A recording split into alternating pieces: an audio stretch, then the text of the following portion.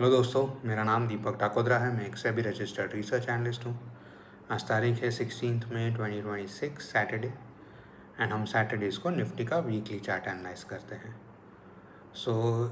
इस हफ्ते की बात करें तो Nifty has closed almost 500 points below previous week's closing. क्या ये वीकनेस कंटिन्यू रहेगी?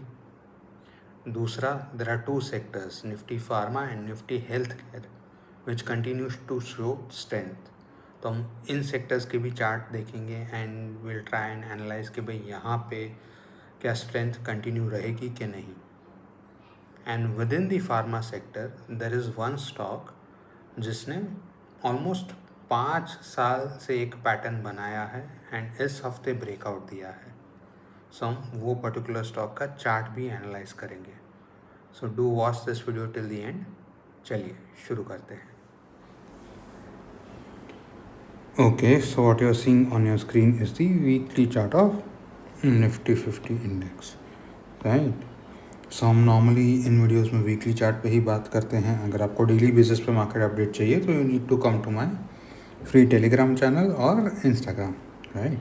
सो अब निफ्टी की बात करें तो जो रेड फ्लोटिंग लाइन यहाँ पे है that is your 200 day moving average.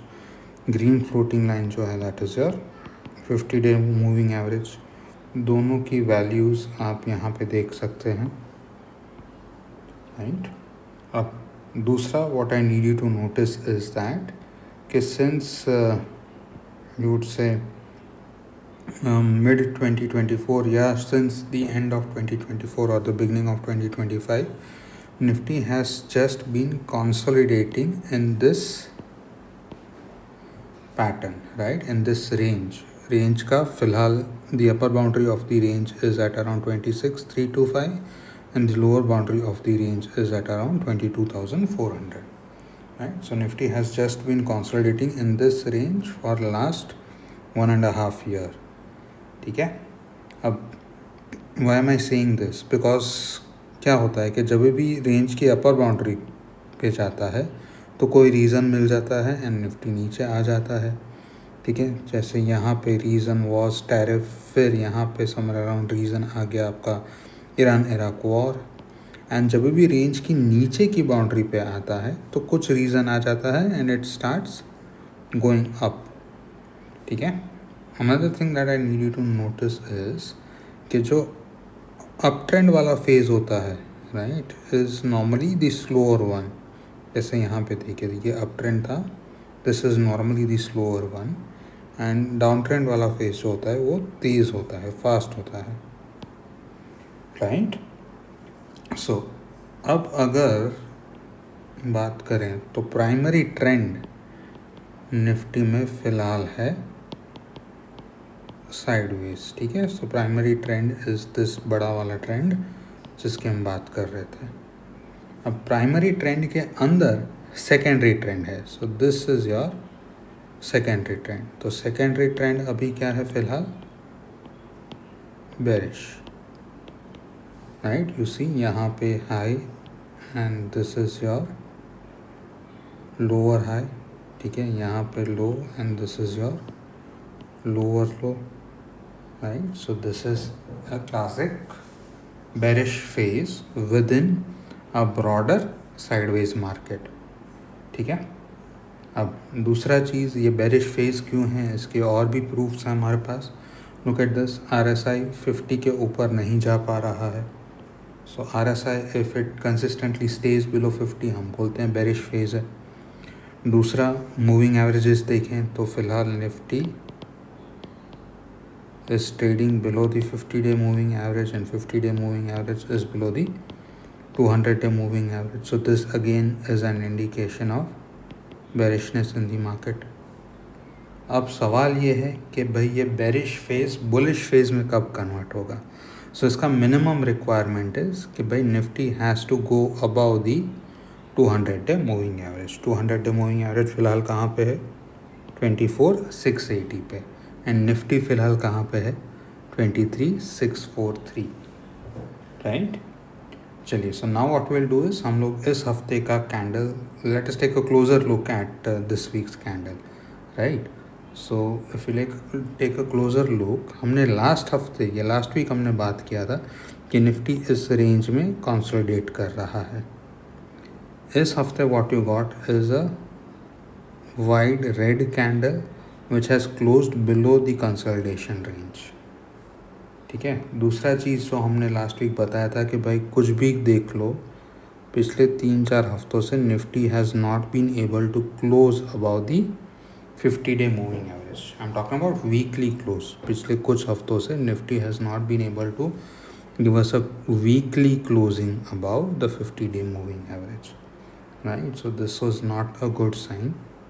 अब गोइंग फॉरवर्ड, इस कैंडल का लो, दैट इज इस हफ्ते का low which is 23,262 becomes an important level two monitor. अगर आने वाले कुछ हफ्तों में if Nifty goes below the low of this current candle, तो फिर ये हमारा कंसोलिडेशन रेंज की लोअर बाउंड्री की तरफ जाएगा. कंसोलिडेशन रेंज का लोअर बाउंड्री फिलहाल है at around 22,300. Right. So clear as far as Nifty is concerned. चलिए, so now what will do is will look at 2 sectors जो कंसिस्टेंटली अच्छा परफॉर्म करते जा रहे हैं even in this market. Right. अब यही 2 सेक्टर्स हमने लास्ट वीडियो में भी कवर किए थे. So the first sector that we are going to talk about is the Nifty pharma index. हमने लास्ट वीक ये ब्रेकआउट पकड़ा था. ठीक है. एंड इस हफ्ते ऑल्सो ब्रेकआउट के बाद you got a nice green candle and अभी भी ऊपर जाने की जगह है. Right. So if I plot inverse Fibonacci from से this point A to point B, मेरे को ये ऊपर के लेवल्स मिल जाते हैं. राइट. सो फिलहाल pharma index is trading at 24,600 and ऊपर की साइड रेजिस्टेंस इज एट 25,200. सो अभी भी अराउंड 600 पॉइंट ऊपर जाने की जगह है. क्लियर. चलिए, another such index that we had spoken about last time was the Nifty health care index. तो यहाँ पे भी we talked about this breakout. But अब ब्रेकआउट के बाद what has happened is it has touched the resistance and come down and closed lower than the resistance. ठीक है. So health care के लिए what we'll have to do is we'll have to wait for it to give us a closing about this resistance zone. Right. चलिए, so आगे बढ़ते हैं and next what we are going to do is we are going to be talking about a stock. So before proceeding, this is the standard disclosure and disclaimer. Please do pause and read here. And दूसरा, neither me nor any member of my family has any holdings in the stock that we are going to discuss. Right. Chalo, so the stock that I want to talk about is going to be from pharma sector and the name of the stock is Biocon. So पिछले 3 साल का अगर chart देखें तो what we can clearly see is कि भाई ये higher लोज बना रहा है. ठीक है. It is consistently making higher lows and यहाँ पे एक कंसोलिडेशन पे आ गया था. ठीक है. एंड फिलहाल ये ब्रेकआउट है. अब कहानी सिर्फ ब्रेकआउट की नहीं है. If you look at this particular chart on weekly basis, right, या other if you look at a weekly candlestick chart, यहाँ पे एक बहुत बड़ा खुलासा होता है. वो खुलासा क्या है? सिंस जुलाई या जून 2021 it has been trading within this inverse head and shoulders pattern. Right. मतलब आप मान के चलो कि 5 साल ऑलमोस्ट 5.5 साल पुराना ये inverse head and shoulders pattern है. एंड इस हफ्ते you have got a breakout about this pattern. ना head and shoulders, cup and handle, consultation, इन सब पैटर्न्स के लिए ऐसा बोला जाता है कि जितना लंबा हो उतना स्ट्रॉन्ग. राइट. एंड उसके ऊपर what we got this time is कि भाई एक बड़ा सा green candle at the breakout and volume भी बहुत ज़्यादा ऊपर गया है. Along with that if I look at the RSI is at 67. मतलब मोमेंटम बहुत ज़्यादा बुलिश है. ठीक है. चलिए, so now if I were to take a trade in this stock, मैं कौन से लेवल्स का ध्यान रखता है ये मैं आपको बता देता हूँ. ठीक है. चलिए, सो अब लेवल्स की बात करें तो सबसे पहले the current market price which is at around 430.1. So the current market price में कोई गड़बड़ नहीं है. एंट्री हम बहुत समय से सिखा रहे हैं आपको that the entry always has to be above the high of the breakout candle. So the high of the breakout candle is at 434. So हमारा entry is going to be at 437, 441. Stop loss is something that I have derived from the daily chart. तो stop loss यहाँ पे होगा 407, which which gives us a risk of around 6.8%. ठीक है.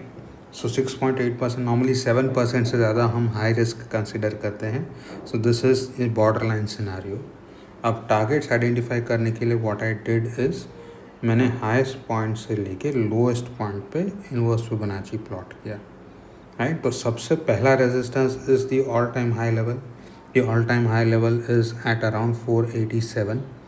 सो first target is going to be slightly below 487. So मेरा first target is 475. Then when I plot the inverse Fibonacci, I get another level which is at around 568. So मेरा second target is going to be at around 547. One more thing यहाँ पे इस बार मैं लिखना भूल गया. So one practice that I normally follow is that कि whenever the stock hits target 1, I'll book some profit and I'll revise my stop loss to the entry price.